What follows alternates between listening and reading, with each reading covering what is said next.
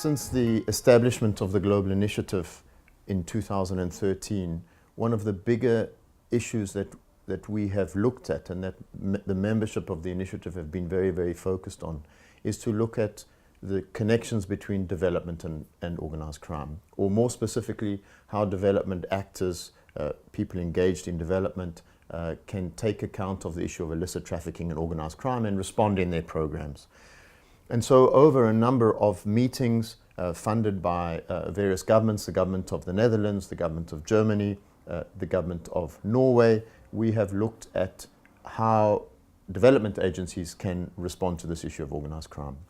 At a meeting in Oslo in March 2015, our focus has very much been on development responses in the context of conflict. Given what is going on globally, particularly in the Sahel, in the Greater Sahara, in Libya, in the Middle East and elsewhere, and the sense that the growth of illicit trafficking both occurs in regions, in conflict regions, but also drives conflict by funding different partners and by undermining the capacity for peace. Development actors are particularly interested in this area. We gathered speakers from around the world, from Central America, from West Africa, from Asia and elsewhere, to examine some of the issues that could be done to draw lessons and to come up with a set, if you like, of responses. We interviewed several speakers working in different parts of the world to be able to give their own view of the issue, what the core issues at stake were, as well as what their views of the Global Initiative are. And so what follows are several clips of people explaining what they see as the key issue going forward and how they think the Global Initiative can assist.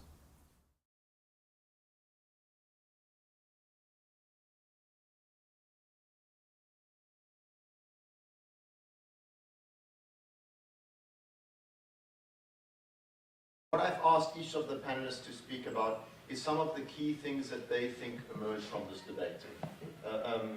And if I can, Vanda, if I could start with you. Some of the key things that you think emerge from the debate, a little bit looking into the future, where you think the debate will go, some issues that you think are of notable concern. So, over to you. Thank you, and sorry, I apologize for running in and out, but well, bullets didn't get me, germs are apparently finishing me off after a few weeks in the field. I think that what has happened with the debate on organized crime is worked on it for a long time to a much broader set of stakeholders. That has many virtues because it introduces the issue on an agenda and it exposes how it intersects with many aspects of conflict, post-conflict, state building, economic development. In some ways, however, it also complicates the policy process and makes management more difficult. And so one of the key issues is how to move away from sort of least common denominator recognition of the concept to sufficiently nuanced policies. And that's, I guess, is my second view, that now that there is recognition that illicit economies and organized crime impact war and impact peace, there are often sort of very simplistic attitudes toward what the appropriate policy response is. And so the next step, in my view, is to move it from the recognition and placing it on the agenda to moving it to sufficiently nuanced understanding and policy calibration, and recognizing, as was mentioned several times during the day, that one shoe does not fit all, that policies need to be tailored to local institutional, local cultural context. The manifestation of the same illicit economy might be radically different in different places. What works brilliantly in one country is fully ineffective in another country. And that is hard for policy, it's hard for bureaucracies which want the same guidelines. This is the guidelines, X, Y, and Z checklist, how we approach policy. Yet that kind of attitude, in my view, is very, will be challenged in the field and might produce very limited effectiveness. Thank you very much. Thierry, can you can you add what you think the key issues are? Can you give it a bit of an African focus, Central African Republic, given your experience where you're coming from? I know you're speaking tomorrow, but you can speak broadly around a set of themes that you think are appropriate. Yes, no, I think what emerged from the discussion we had today and what emerged also from studies in Central Africa is that the lines between rebels, criminals and state officials are very blurred, actually, when it comes to organized crime. Behind a criminal economy, you very often have a criminalized state. And the centrality of the issue of corruption that we talk about today and also in other forums is really key to understand why peace-building program and state-building programs also are not producing the kind of impact we would like them to produce. And the fact that the international stakeholders haven't managed to deal with the issue of corruption in the post-conflict setting is very problematic, highly problematic, at least for the countries I'm working on and I'm covering. What I think should be an interesting way forward is to try to expand the discussion about organized crime with the countries of the South, because this definition or the priorities when we talk about organized crimes are very often defined by the Northerners. For having done some work on the Gulf of Guinea, for instance, when the Northerners are worried about the rise of pirate attacks, the coastal communities are worried by the rise of illegal fishing by foreign vessels. So we have to broaden the audience when it comes to defining what is organized crime, what should be the international priorities when it comes to international crimes to the countries of the South.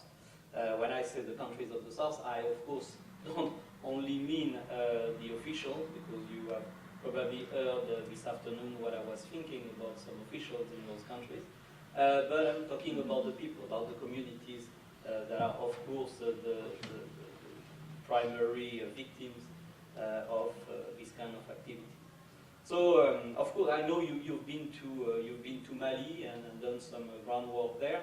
I think it's the good way forward to bring the debate about organized crime on the ground in those countries, and of course, at the right time, there are windows of opportunities in those countries that must not be missed by the global initiative. Thanks, Thierry. Can I ask you from a Mexican perspective where you see the debate now? Well, there are many debates at this point, but probably one issue that I think has been mentioned in some way in the presentations today is that organized crime is not something static. It mutates, and it's not the same in every part of the world, and it's not the same in every part of the country. That's basically to understand how you deal with this threat. Well, I think there are two variables. One is the degree of evolution of organized crime. The other one is the institutional strength. The discussion of this morning has been focused on development and organized crime. I think this is a very important discussion, but we have had this discussion in Mexico. Well, what do you have to do with organized crime? You have to implement prevention measures or do something else. My hypothesis is that in the case of Mexico, social inequality and the unequal development is obviously a factor that nurtures organized crime, but the trigger is institutional weakness from my point of view. That's because, poor people is going to be there everywhere.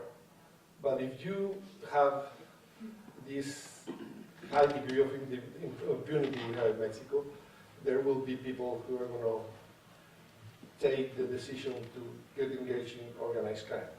So in Mexico, we have been discussing for a while about the role of social fabric. I think we need to discuss also about the role of institutional fabric, because institutions is a key element of why organized crime develops in some places and others not. Actually, we see Mexico, yeah, there is crime in some of the poorest states, but not all poorest states have the same degrees of crime. So probably variable is another one. No? And from the point of view, the real problem is how organized crime affects governance. Another question we are still having in Mexico is how do you measure the advances in the fight against organized crime? And so people used to take the number of deaths. We have less deaths and well, we're winning. And from a point of view, that's not true. The real indicator should be the degree of penetration of organized crime into institutions in Mexico. And this has not changed. This is getting worse and worse. Actually, the number of deaths can be reduced for good and bad reasons. Good reason is if you have the rule of law and low degrees of impunity. But you can also have a reduction in the numbers of deaths for bad reasons. Because one cartel controls the place and they don't kill too much people, but they are still there controlling all illegal activities, extortioning people, and making kidnappings. I mean, that's a bad indicator. So I think one of the challenges is to find a way to measure this problem of penetration of the state by organized crime, because this is the real indicator of if you are winning this war or not, and we have to invent some kind of indicators for that. And this has been part of the discussion. In Mexico, many of my colleagues say, yeah, we have 10 people less dead this month, so we're winning. That's not true, because this is a very bad indicator, right? Since the problem is institutional weakness, the problem is the impunity. We still have the same rate of impunity in Mexico, like 96 to 98% of the crimes are not punished. So with this high rate, well, God, the chances that you get caught are more or less the chances of winning the lotto. I mean, so this is, for me, a serious discussion we have. And again, to see what is the situation in every part of the country, how evolved is organized crime, and there are some places in the country in which organized crime has devoured the state, and the responses you have to have are different from the responses you have to have in the criminal study in other states. And we don't have a strategy for these cases, because the situation in developed countries is that you usually have these gangs, these organized gangs that don't threaten stability and governance. No, that's not the situation everywhere. In some places, these guys threaten governance, and you need to implement a different strategy, not the same strategy that you use in Europe or United States. Well, this part of what I want to say tomorrow. Not everything, because I have to keep something for Thank you, that's much appreciated. And I know you're working on environmental crime, but you're also working on issues of ISIS and related stuff. Give us your view.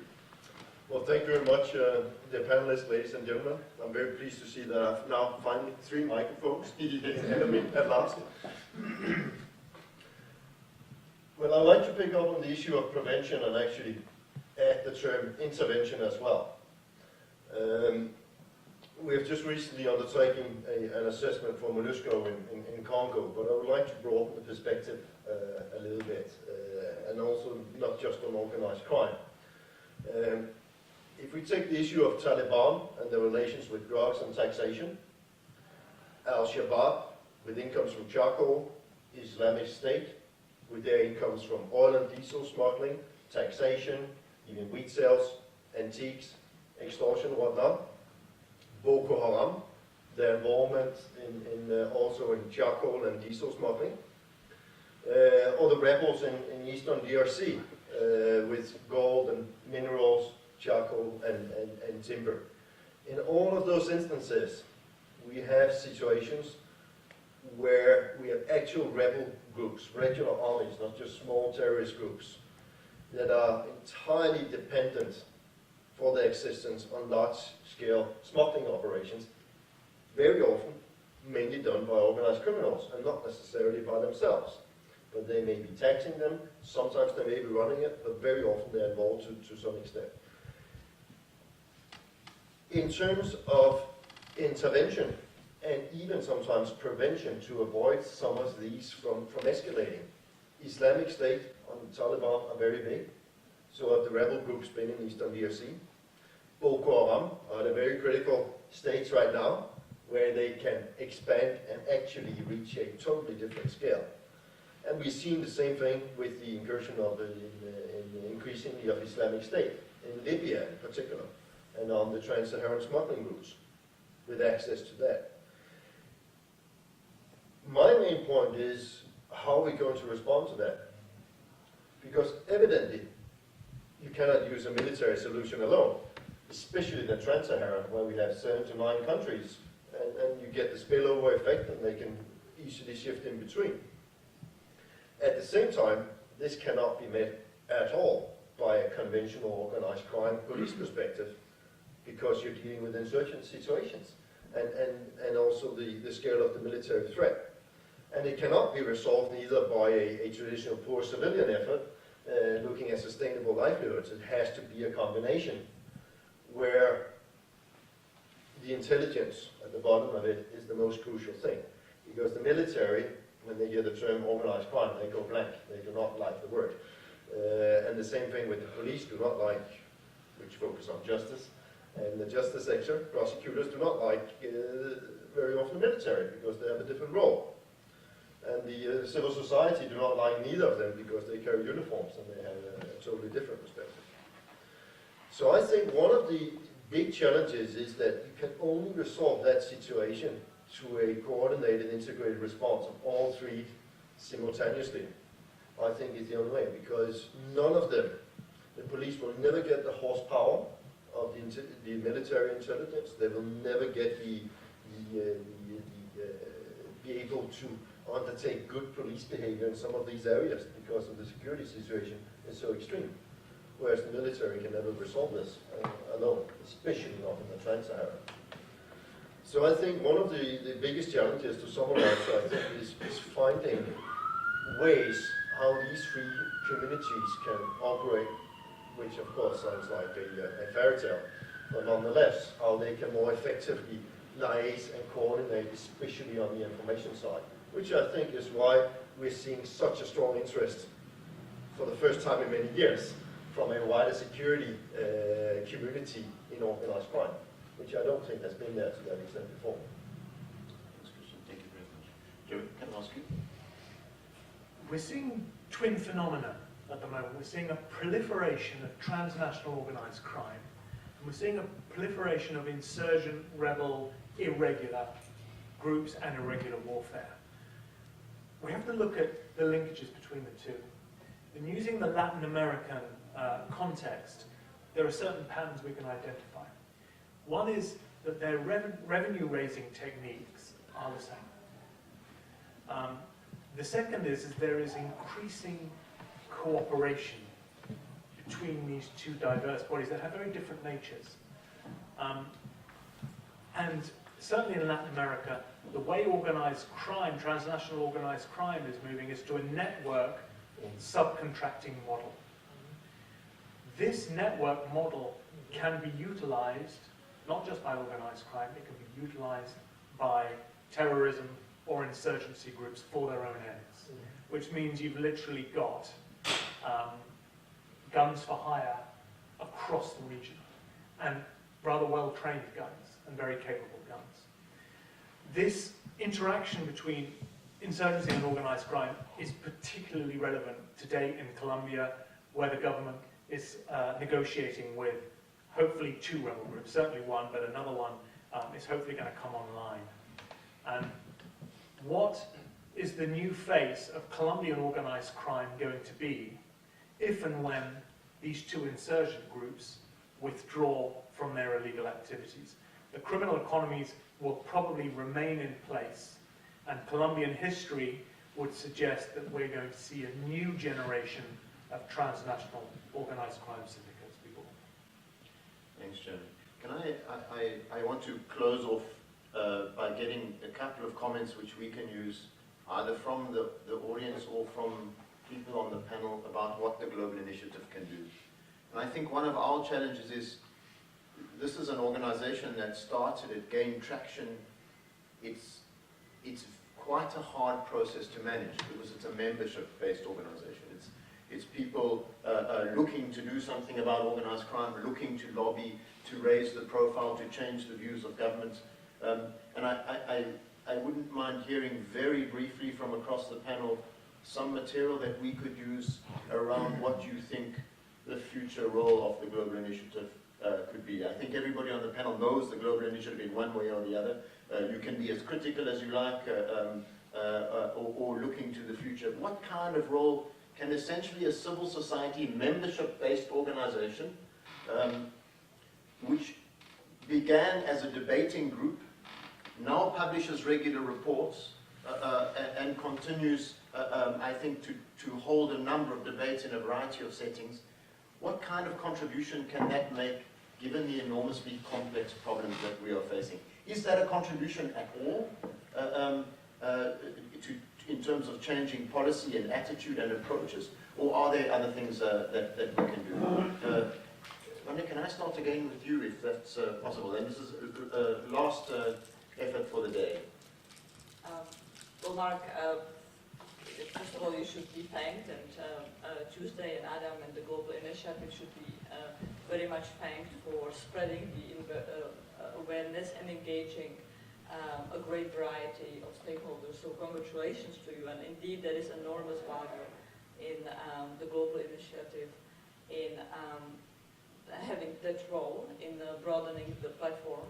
I am at Brookings, and my principal interlocutor is the US government, but nonetheless I engage with other governments as well, a variety of stakeholders, and the Global Initiative does that on a global scale.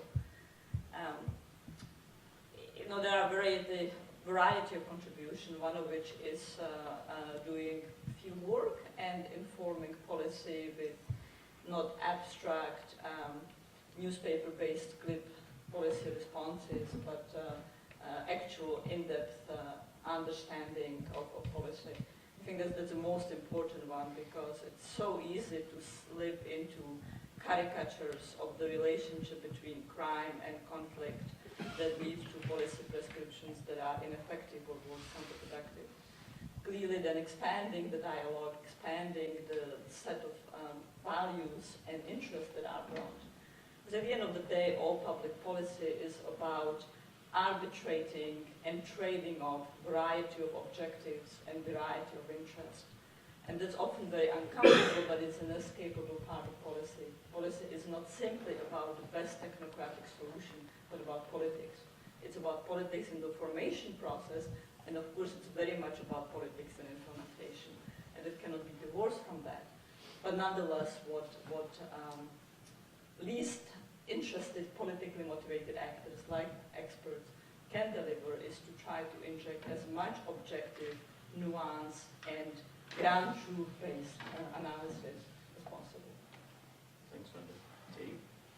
Yeah, well, I think what you're already doing is a combination of analysis and policy discussion is very important.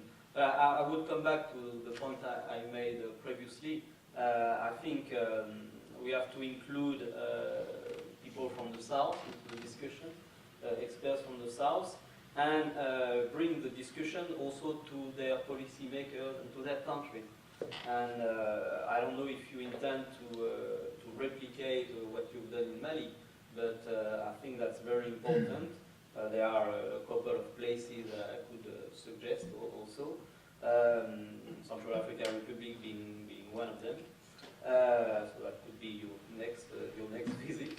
But I think it's very important to engage locally in those countries also. You have already access to the policymakers in the north. You are producing analysis.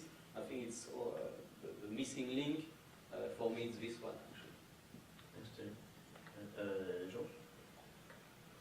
Yeah, I think that the initiative can help in two things, basically. One is diagnosis of the situation of countries, maybe trying to develop some indicators, trying to be sure in what stage is organized crime and institutional strength or weakness, because these are the two variables that you need to know.